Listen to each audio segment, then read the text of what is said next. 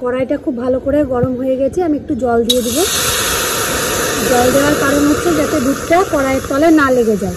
আর এখানে আমি 2.5 কেজি দুধ নিয়েছি, দুধটা ছেঁকে নিয়েছি। দুধটা আমি দিয়ে দেবো কড়াইয়ের মধ্যে।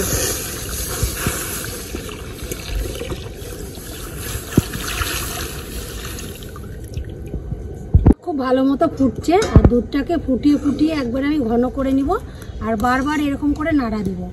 আর সাইডে যেগুলো আছে আস্তে আস্তে এইভাবে আমি একটু একটু চেঁচে চেঁচে আবার দুধের মধ্যেই রেখে দেবো। বারবার ঘন ঘন নাড়া দিব।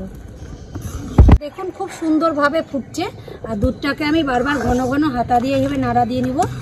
আর তলায় যেন না লেগে যায় এইভাবে খেয়াল রাখতে হবে, এইভাবে নাড়া দিতে হবে। আর সাইডে যে সর আর চাচিগুলো লেগে আছে সেগুলোকে আস্তে আস্তে এইভাবে টেনে টেনে দুধের মধ্যেই আমি দিয়ে দেবো। দুধের মধ্যেই দিয়ে দেবো। দেখুন দুধটা জাল দিতে দিতে কতটা শুকিয়ে এসেছে, আর দুধটা কতটা সাদা ছিল, এখন কালারটা পুরোটাই চেঞ্জ হয়ে গেছে।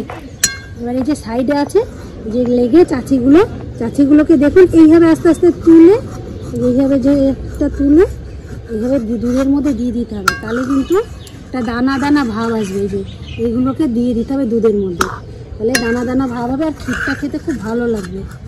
এইভাবে চেঁচে চেঁচে দিয়ে দিতে হবে গায়ে। দুধটার মধ্যে আমি এই সময়ে দিয়ে দিব চিনি।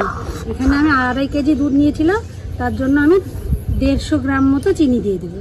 আপনারা মিষ্টিটা পছন্দ মতো দেবেন, যেরকম মিষ্টি খাবেন সেরকম দেবেন।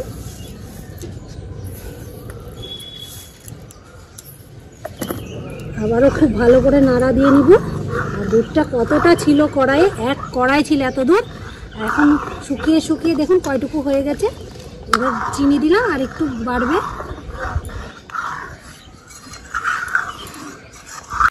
দেখুন চিনি দেওয়ার পর দুধটা কতটা গাঢ় হয়ে এসেছে, আর এই যে ভিতরে বোঝাই যাচ্ছে যে একটা দানা দানা ভাব এসেছে।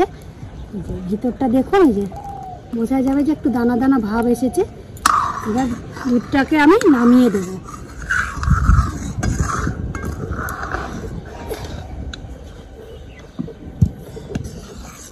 একটা বাটি নিয়েছি, বাটির মধ্যে আমি 1 মুঠ মতো চিনি নিয়ে নেব।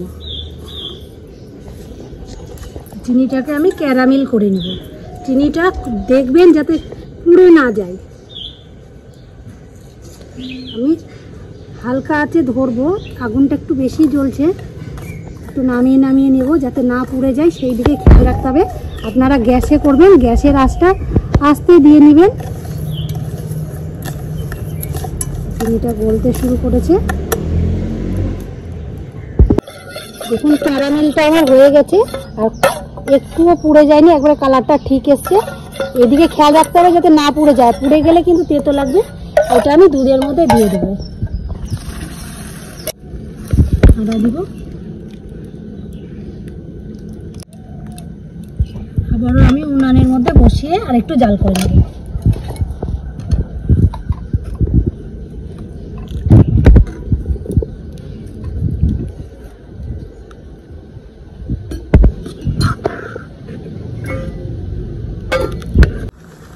ক্যারামেল দেওয়ার পরে দেখুন আরেকটু আমি ফুটিয়ে নিয়েছি, খুব সুন্দরভাবে ক্ষীর হয়ে এসছে। আর 2-1 মিনিট ফুটিয়ে আমি নামিয়ে নেব। সাইড থেকে কেটে কেটে দিয়ে দিচ্ছি, তাহলে একটু দানা দানা ভাব হবে। বড়তেন কিন্তু এরকম করে যেতে হবে, তাহলে ক্ষীরটা খেতে ভালো লাগে। গ্যাসে তো আস্তে আস্তে জাল দিয়ে আপনারা বানাবেন, খুব সুন্দর হবে। ক্ষীরটা আমার পুরো কমপ্লিট, এবার আমি নামিয়ে দেব। দেখুন ক্ষীরটা এইরকম গাঢ় টাইপের রাখতে হবে, দেখে আপনারা বুঝতে পারছেন। এই যে এরকম গাঢ় টাইপের রাখতে হবে, আর যেটা এটা যখন ফ্রিজে রাখবো তখন আরেকটু জমে যাবে, আর খেতে দারুণ লাগে। দেখুন ক্ষীরটা আমার কীরকম গাঢ় হয়েছে, একবারে দেখে আপনারা বুঝতে পারছেন। এইরকম গাঢ় রাখতে হবে, আর আমি একটু হাতাতে ঢুকিয়েও দেখাচ্ছি আপনাদেরকে। এই যে এরকম টাইপের রাখতে হবে, হাতার গায়ে যেটা আছে সেরকম দেখে আপনারা বুঝতে পারছেন কীরকম আমি রেখেছি। এবার এই গায়েরগুলোকে একটু চেঁচে নিয়ে আমি একবারে জড়ো করে নিব। দেখুন কতটা সুন্দর, আর কালারটা কত সুন্দর এসেছে, একবারে লোভনীয়। আর এটা খেতে এত টেস্ট, আর ঠান্ডা ঠান্ডা গরমের দিনে ঠান্ডা খেতে খুবই ভালো লাগে। এই যে আমি এবার বাটিতে তুলে রাখছি, আপনারা যে কোনো বাটিতে কিংবা রেখে দিতে পারেন, স্টিলের বাটিতে ফ্রিজে রেখে দেবেন 2 থেকে 3 ঘন্টা, খেতে অপূর্ব টেস্ট। এই ক্ষীর সম্পর্কে আর কিছু বলারই নেই। বাড়িতে অবশ্যই একবার বানিয়ে আপনারা খাবেন। কালকে ঘরে দুধ ছিল, আমার ছেলে বলছিল যে মা ক্ষীর করো। আমি মাঝে মধ্যে ক্ষীরটা বানাই, এত খেতে ভালো লাগে তা বলার না। ক্ষীরটাকে আমি 2 থেকে 3 ঘন্টা ফ্রিজে রেখে দিব, তারপর ঠান্ডা করে আপনাদেরকে আবার দেখাচ্ছি।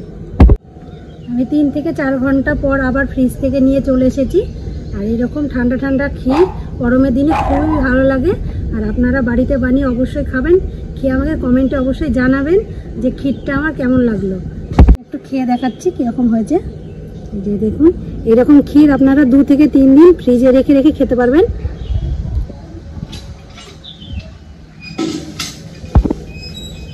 দারুণ হয়েছে। আর ঠান্ডা গরমের দিনে ঠান্ডা ঠান্ডা খেতে খুবই ভালো লাগছে। আপনারা বাড়িতে কিন্তু অবশ্যই বানিয়ে খাবেন আর আমাকে কমেন্টে জানাবেন।